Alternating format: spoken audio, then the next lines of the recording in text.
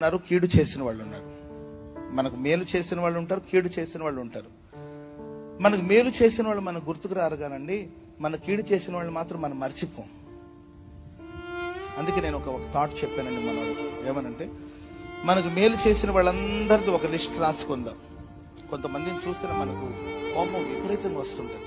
ఎందుకంటే వాళ్ళకి మనకు చేసిన ద్రోహం, వాళ్ళు మనకు చేసిన అన్యాయం మన వెంటే ఉంది. మనకు త్రవ్విన గుంటలు, మన గురించి చెడ్డగా మాట్లాడిన మాటలు, ఇవన్నీ విన్నప్పుడు ఏంటి మనుషులు, వీళ్ళకి మనం మేలు చేసాం, వీళ్ళు మనకి ఇలా చేశారేంటి అని వాళ్ళ గురించి తలంచినప్పుడు, ఆ మొఖాలు చూసినప్పుడు మనకు విపరీతంగా బీపీ పెరిగిపోతుంది. అంతే, వాళ్ళని చూస్తేనే మనకి ఇరిటేషన్ వస్తుంది, వాళ్ళని చూస్తేనే ఫ్రస్ట్రేషన్ వస్తుంది మనకి.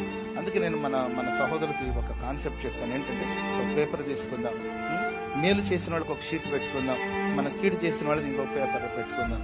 మేలు చేసిన వాళ్ళందరూ లిస్ట్ రాద్దాం. మన లైఫ్లో మనకి ఎవరెవరు మేలు చేశారో, మనకి ఎవరెవరు ప్రేమ చూపారు, మనకి ఎవరైతే అభిమానం చూపారో అవన్నీ కూడా లిస్ట్ రాసుకుందాం. అట్ ద సేమ్ టైం మన కీడు ఎవరు చేశారో ఆ లిస్ట్ కూడా రాసుకుందాం. కీడు చేసే వాళ్ళకి తిరిగి కీడు చేయాలని మనం అనుకుంటాం. మన అన్నవాడిని మనం అనాలి, మనం తిట్టిన వాడిని మనం తిట్టాలి, మనం దూషించిన వాడిని మనం దూషించాలి, మన గురించి ఏంటంటే చెడ్డగా మాట్లాడిన వాళ్ళ గురించి మనం ఇంకా చెడ్డగా మాట్లాడాలని మనం అనుకుంటాం. తిరిగి ఇచ్చేద్దాం అనుకుంటాం. మంచిది, నేను అంటాను, సరే ఆ చెడ్డవాడు వాడు ఇచ్చిందని తిరిగి ఇచ్చే తనకన్నా ముందు నీకు మేలు చేసిన వాళ్ళు ఉన్నారు కదండి, అవన్నీ రాసుకొని వాళ్ళు నీకేం మేలు చేశారో దాన్ని తిరిగి వాళ్ళకి ఇచ్చేది. ఫస్ట్ మనకి ఎవరైతే మేలు చేశారో వాళ్ళకి తిరిగి ఆ మేలు ఇచ్చేద్దాం. సో ఒక ఎగ్జాంపుల్ చెప్తాను. నానమ్మ కానీ అమ్మమ్మ కానీ ఉంటారు, చిన్నప్పటి నుండి మనల్ని నిద్ర కూర్చుంటారు. చిన్నప్పుడు పసిపిల్లడుగా ఉన్నప్పుడు దాదాపు ఒక 10 years అనుకోండి, ఓ 10 సంవత్సరాలు రోజుకు గంట సేపు ఏంటండి పడుకోబెట్టి, ఏంటండి ఒడిలో పడుకోబెట్టి, ఏంటంటే బోర్లో పడుకోబెట్టి వీపు మీద ఇట్లా బాగుతా ఉంటుందో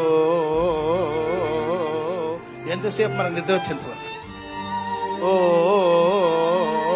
అంటే వాడు కూడా ఏంటండి వీపు మీద వేసాడు బాగుతా ఉంటే వాడు అంటుంటాడు.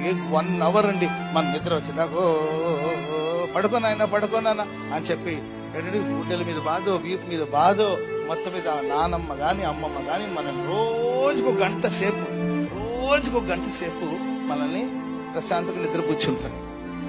ఇట్లా 10 సంవత్సరాలు పాపం ఆ ముసలిది 10 సంవత్సరాలు మన కోసం రిస్క్ తీసుకొని 10 సంవత్సరానికి 10 సంవత్సరాలు ఒక్కొక్క గంట సేపు మన గంట సేపు టైం తీసుకొని మన కోసం వాడు మేలే కదండి పాపం.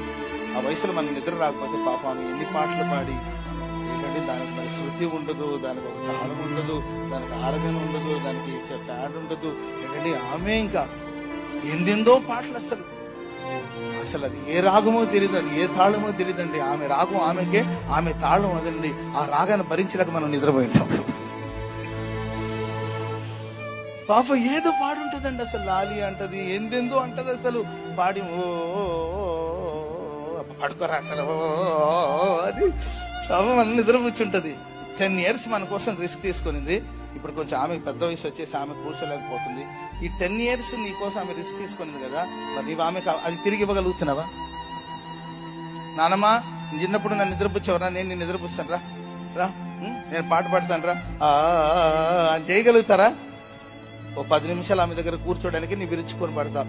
రే నాకు కొంచెం మా టాబ్లెట్స్ తెచ్చారంటే నాకు ఇప్పుడు కాదులే నానమ్మ, ఆడికి ఎవరికో చెప్పని చెప్పి మరి నీకోసం 10 సంవత్సరాలు 10 years కేవలం నేను నిద్ర పుచ్చడానికి రోజుకు గంట సేపు నేను సమయాన్ని వ్యయపరిచాను కదా, నేను తిరిగి ఇచ్చేయరా?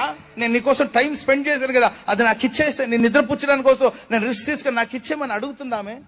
ఆమె అడగకపోయి నీవు ఇవ్వాలి కదా, ఇస్తావంటే ఇవ్వలేవు. అంత టైం మనకి ఆడుందని అంటామా లేదండి?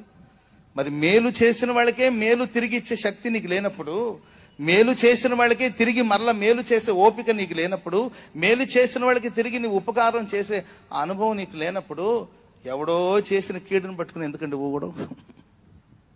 కీడుకు తిరిగి కీడు చేయాలనుకుంటే ముందు మేలు చేసిన వాళ్ళు తిరిగి మేలు చేయి, ఆ తర్వాత కీడు గురించి ఆలోచిస్తా. చెప్పట్లు కూడా మంది గట్టిగా.